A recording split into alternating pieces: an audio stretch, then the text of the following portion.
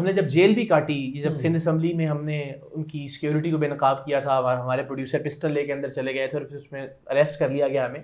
تو وہ جو جیل تھی بہت مختصر تھی، مگر میں نے اس کو بڑا، وہ کہتے ہیں نا، بڑا فیل کیا، بڑا فخر کے ساتھ.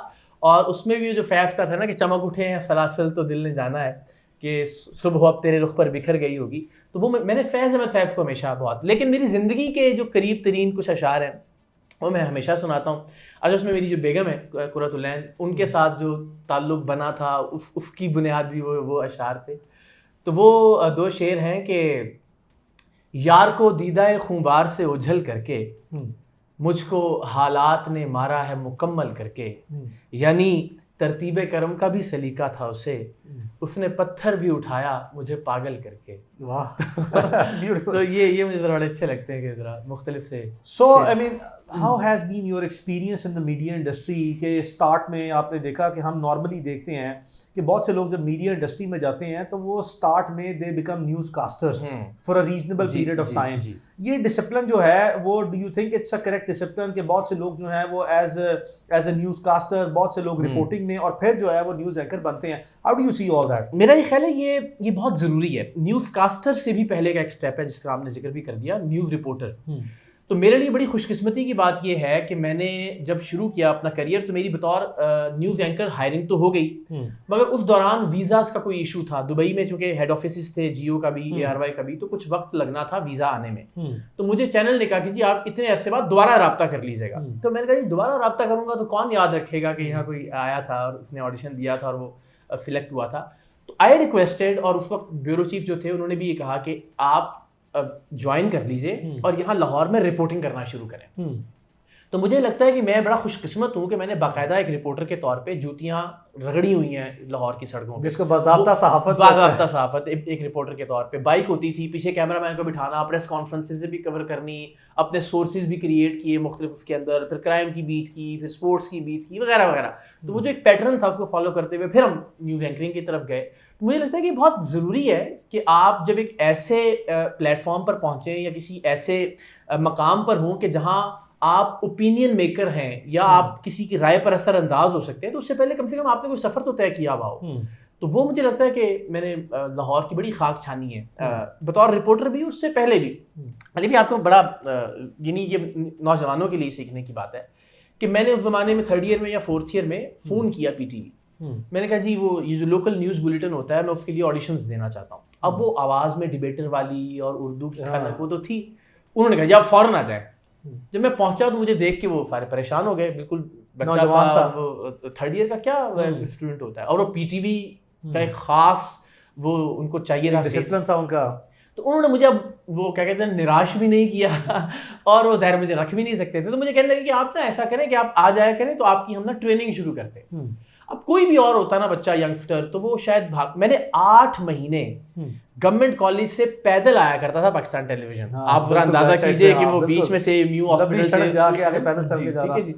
تو میں 8 مہینے تک ریگولرلی پاکستان ٹیلی ویژن آتا رہا. جو پرانے بلیٹن ہوا کرتے تھے 2 دن 4 دن پرانے، وہ میں رکھ لیتا تھا، ان کو پڑھا کرتا تھا باواز بلند. اور وہ جو پورا ڈیسک نیوز ڈیسک ہوتا تھا اس میں غلام دستگیر ربانی اور بڑے بڑے نام ہوا کرتے تھے. تو وہ میری ساتھ ساتھ اصلاح کرواتے تھے کہ بیٹا صدر نہیں ہوتا صدر ہوتا ہے. تو ساتھ ساتھ تلفظ واضح کرنا ہر چیز میں نا کہ یہاں پہ آپ نے اسٹریس غلط دیا. تو مجھے لگتا ہے کہ کوئی بھی ینگسٹر آج کا شاید بغیر تنخواہ کے، بغیر اس امید کے کہ مجھے ٹیلی ویژن پہ آنے کا موقع ملے گا، کوئی بھی شاید 8 مہینے آج کے زمانے میں نہیں خرچ کرے گا نا. تو وہ اس طرح کی چیزیں بہت ضروری ہوتی ہیں کہ آپ نے جب رگڑا کھایا ہوتا ہے نا زندگی میں تو پھر اللہ کی ذات تھوڑی سی عزت آپ کو ایک ویزیبل ڈفرنس آپ کو نظر آ جاتا ہے. اور پھر ہم نے دیکھا کہ آج بھی اگر آپ نے درست بات کی ہے کہ جتنے آج کے نوجوان ہیں وہ کسی بھی فیلڈ میں جائیں فوری طور پر ان کا پہلا جو ایک دماغ میں کوئی چیز ہوتی ہے وہ یہ ہوتا ہے میں فوری طور پر پیسے کمانے لگا. اور نہیں ہو تو کہتے ہیں جی میرے کو پرچی نہیں سی آتے نہیں ہوا مرضی نہیں اور وہ محنت کرنے میں بلیو کوئی نہیں کرتا. یہ بات تھی. سو بیسکلی یہ جو آپ کو ایک پورے ٹریننگ کے فیز سے گزارا گیا، یعنی کہ اچھی طرح تراشا گیا اور یہ سارے پروسیس سے گزرنے کے بعد جو ہے آپ سمجھتے ہیں کہ اس وقت کی جو ایک معیار یا سٹینڈرڈ جس کے تھرو آپ نے پاس آن کیا، اب آنے والے بچے جو ہیں وہ اس طرح پاس آن نہیں کر رہے. نہیں ہو سکتا نا. دیکھیے میں اور وسیم بادامی، میں آپ کو حلفاً کہتا ہوں، ہم 15 نیشنل اور انٹرنیشنل اخبارات حرف بحرف اس کا کوئی کالم، اس کا کوئی اداریہ، اس کی کوئی خبر ایسی نہیں ہوتی تھی جو روزانہ کی بنیاد پہ ہماری نظر سے نہیں گزرتی تھی. 15 اخبار روزانہ کی بنیاد کمپریہنسو سرچ، سوال ہی پیدا نہیں ہوتا کہ کوئی لفظ چھوٹ جائے اس کا. اچھا پھر یہ ممکن ہی نہیں ہوتا تھا کہ میں اور وسیم بادامی کوئی ایک پروگرام چھوڑ دیں. یا ہم ہر پروگرام لائیو دیکھتے تھے، یا اس کا ریپیٹ ٹیلی کاسٹ دیکھتے تھے، یا پھر اس کو اس زمانے میں یوٹیوب اور ڈیلی موشن ہوا کرتا تھا اس کے اوپر جا کر دیکھا کرتے تھے. تو آج کل کے بچے مجھے بتا دیں کہ جو شکوہ اور شکایتیں کرتے ہیں کہ جی میرے کو پرچی نہیں ہے تو اس لیے میں آگے نہیں جا سکا میڈیا میں، بڑا آسان ہوتا ہے نا اپنا بوجھ کسی دوسرے کے اوپر ڈالنا. لیکن وہ بتائیں کہ آج وہ کتنے اخبار پڑھتے ہیں، وہ کتنی ویب سائٹس کو کھول کے آرٹیکلز پڑھتے ہیں، اداریے پڑھتے ہیں، کالمز پڑھتے ہیں، یا کتنا وہ کوشش کرتے ہیں.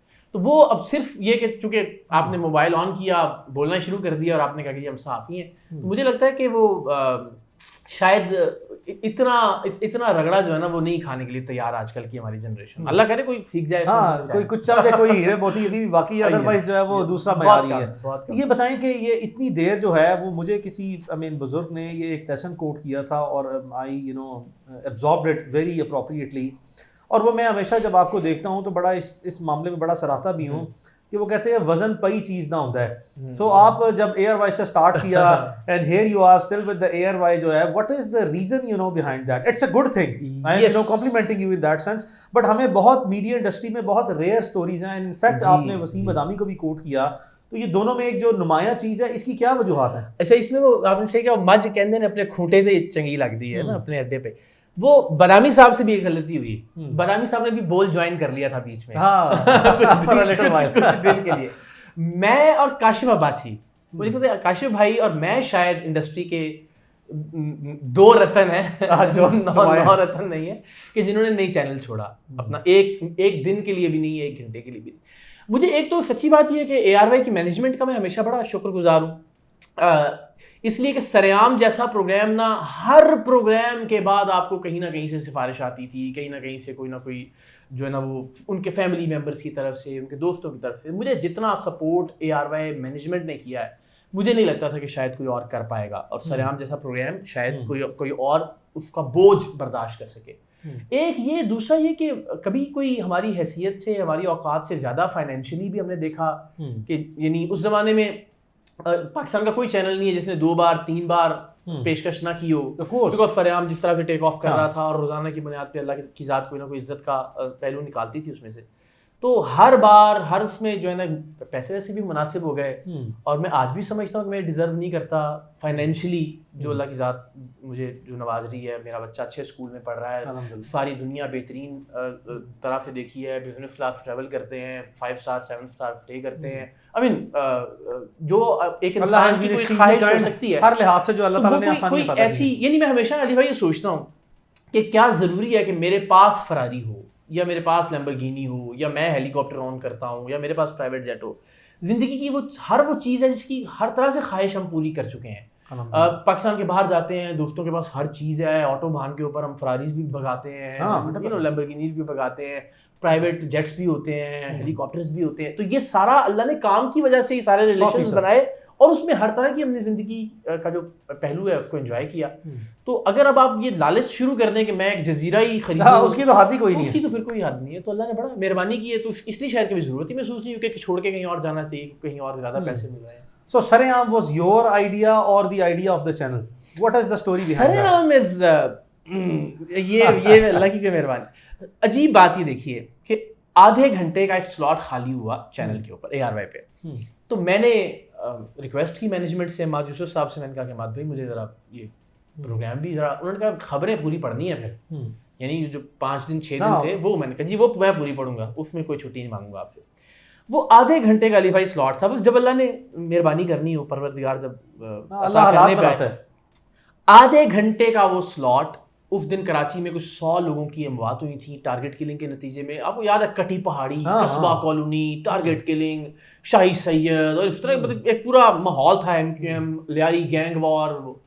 اس پہ میں نے کراچی کی صورتحال پہ پروگرام کیا، اور اس آدھے گھنٹے میں جو لوگ ریٹنگز کو اور TRPs کو سمجھتے ہیں وہ بھی حیران ہوں گے کہ اس آدھے گھنٹے میں جو ریٹنگز آئیں وہ اے آر وائی کی تاریخ کی کسی بھی سلاٹ کی سب سے زیادہ تھی. unbelievable. یعنی دیکھیے ہوتا نارملی یہ ہے کہ ریٹنگ سیکنڈ ہاف میں یعنی اگر 1 گھنٹے کا پروگرام ہے تو پہلے ہاف میں لوگ آنا شروع کرتے ہیں, جڑنا شروع کرتے ہیں, اسٹے کرنا شروع کرتے ہیں, اینڈ دین سیکنڈ ہاف آپ کو ریٹنگ دیتا ہے. مگر یہ سیکنڈ ہاف ہی تھا, آدھا ہی گھنٹہ تھا, آدھے گھنٹے میں نے پروگرام کیا اور اس میں ہی کمال ہو گیا. اور اس کے بعد سلمان بھائی نے فون کیا کہ بس بیٹا اب اس کو اس طرح کرنا ہے, تو ہم نے پھر وہ ARY اسپیشل کے نام سے اسٹارٹ کیا, اس سلاٹ کو ہم نے پکا کر لیا. اور جب وہ پکا کیا تو پھر بھی اچھی ریٹنگز آتی نہیں مناسب, مگر وہ ریٹنگز دوبارہ شاید ہی کبھی آئی ہوں.